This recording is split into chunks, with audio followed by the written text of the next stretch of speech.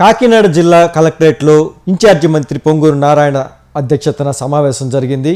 ఈ సమావేశానికి ఎమ్మెల్యేలు, ప్రజాప్రతినిధులు, కలెక్టర్ హాజరయ్యారు. ఈ సందర్భంగా మంత్రి నారాయణ మాట్లాడుతూ పీఎం సూర్యాగర్ పథకం సమ్మర్ యాక్షన్ ప్లాన్ పై చర్చించామని, ఈ ఏడాది అనుకున్న దానికంటే పంటల దిగుబడి ఎక్కువగా వచ్చింది కాబట్టి కొంతమేర ధాన్యం సేకరించాల్సి ఉందని, స్కిల్ డెవలప్మెంట్ ద్వారా ఉద్యోగాల కల్పన వేగవంతం చేయాలని, గత ముఖ్యమంత్రి రాష్ట్రాన్ని అతలాకుతలం చేసి 10 లక్షల కోట్లు అప్పు చేసి వెళ్లిపోయారని, సీఎం చంద్రబాబు నాయుడు ఆయనకున్న అనుభవంతో ఇచ్చిన హామీలు ఒక్కొక్కటిగా నెరవేరుస్తున్నారని, జూన్ 12 నాటికి తల్లికి వందనం నిధులు విడుదల చేసేలా ఏర్పాట్లు చేస్తున్నామన్నారు. ఆగస్టు 15 నుంచి మహిళలకు ఉచిత బస్సు సౌకర్యం కల్పిస్తామన్నారు. ఎన్ని ఆర్థిక ఇబ్బందులు వచ్చినా పథకాలు అమలు చేస్తామన్నారు. గత ప్రభుత్వం ఆస్తుల రిజిస్ట్రేషన్ ధర ఆధారంగా ట్యాక్సులు విధించిందని, ఈ విషయంలో ఏం చేయాలనే దానిపై సీఎంతో చర్చించి నిర్ణయం తీసుకుంటామని ఆయన పేర్కొన్నారు.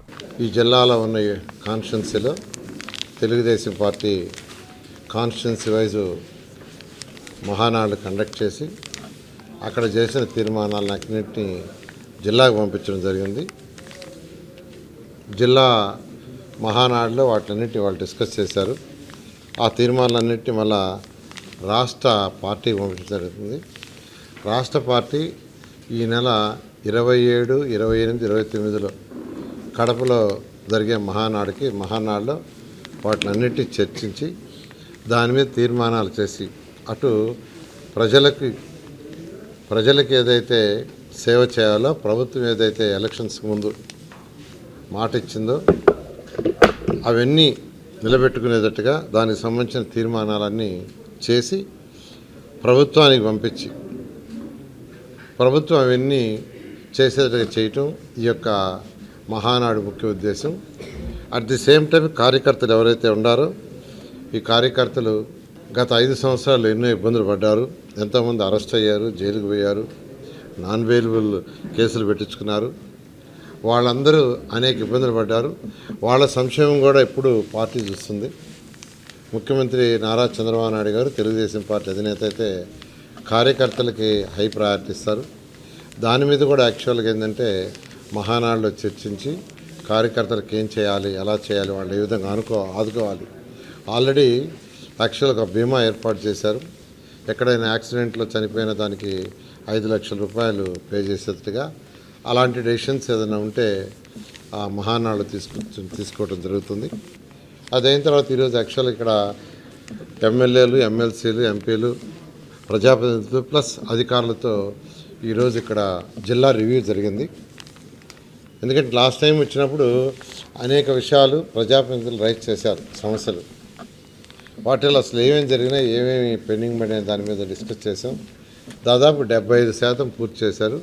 ఒక 25% ఇంకా స్టిల్ పెండింగ్ ఉన్నాయి, జరుగుతూ ఉన్నాయి. అవి కూడా నెక్స్ట్ మీటింగ్ కల్లా కంప్లీట్ చేస్తామని కలెక్టర్ గారు చెప్పారు. ఈసారి కూడా మళ్ళీ డిస్కషన్లో అటు సూర్య గారు, ముఖ్యమంత్రి గారు చాలా క్లియర్గా ఈ యొక్క సోలార్ ప్యానెల్స్ ప్రతి ఇంటి మీద పెట్టాలి అనే దాని మీద యాక్చువల్గా పీఎం సూర్య గారు స్పెషల్ డ్రైవ్ చేస్తున్నారు.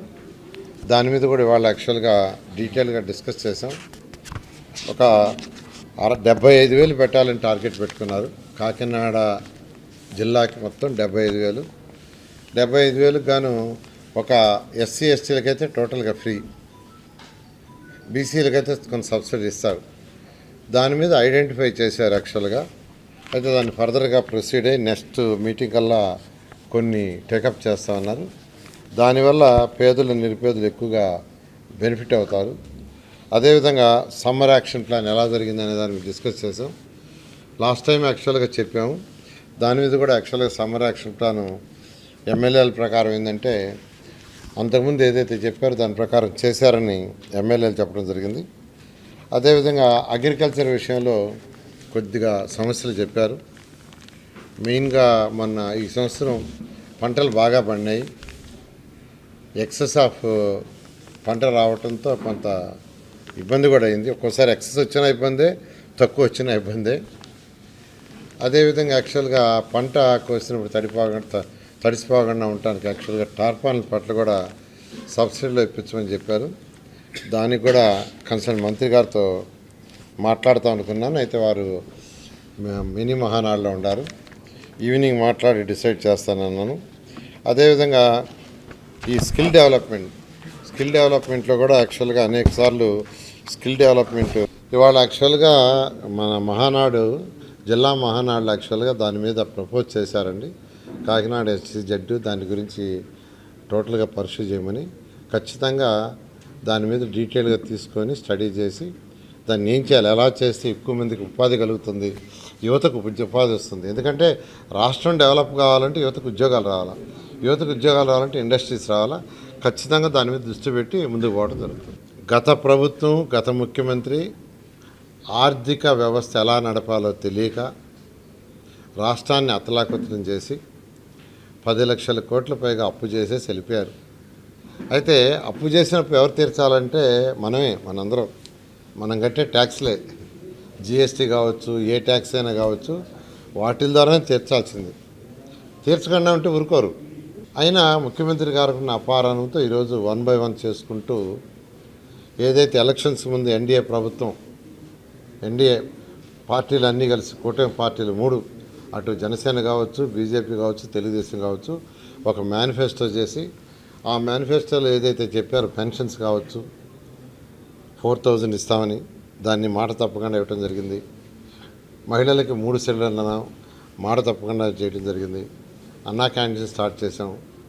అయితే రాబోయే జూన్ నెలలో ఆర్థిక ఇబ్బందులున్నా, అనేక ఫైనాన్షియల్ సమస్యలున్నా, గత ప్రభుత్వం చేసిన అవకతవకల వల్ల ముఖ్యమంత్రి గారు పిల్లలకు June 12th స్కూల్స్ ఓపెన్ చేస్తారు.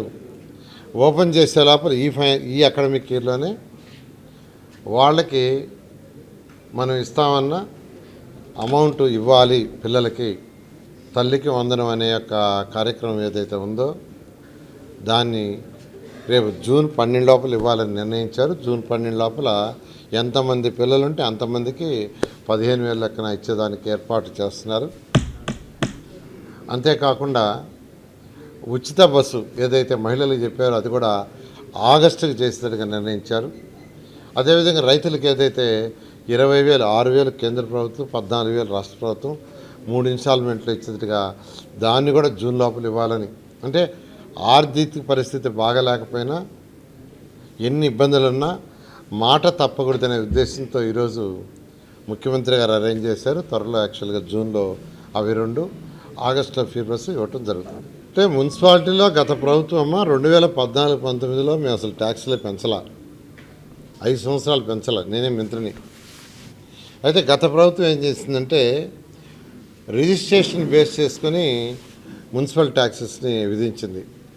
ఆ జీవో ఆ విధంగా ఇచ్చింది. ఆ విధంగా యాక్చువల్ కంటిన్యూ అవుతుంది. దాన్ని ఏం చేయాలి, ఎలా చేయాలని ముఖ్యమంత్రి గారితో మాట్లాడి ఒక డెసిషన్ తీసుకొని ముందుకు పోవటం జరుగుతుంది. రాష్ట్రంలో అన్ని డిపార్ట్మెంట్లలో ఉన్నాయండి. అదే 10 లక్షల కోట్ల అప్పు అంటే అప్పు చేయటమే కాదు ఆయన యాక్చువల్గా అన్ని డిపార్ట్మెంట్లో పెట్టి, నా డిపార్ట్మెంట్ తీసుకుంటే 3,000 కోట్ల రూపాయలు బిల్స్ ఇవ్వాలి. నా మున్సిపల్ శాఖకు సంబంధించి 3,000 కోట్ల రూపాయలు. ఇది పెద్దవి కాదు, ఒక్క టిట్కో హౌసెస్లోనే 3,000 ఇవ్వాలి. టిట్కో హౌస్లోనే కాంట్రాక్ట్లు 3,000.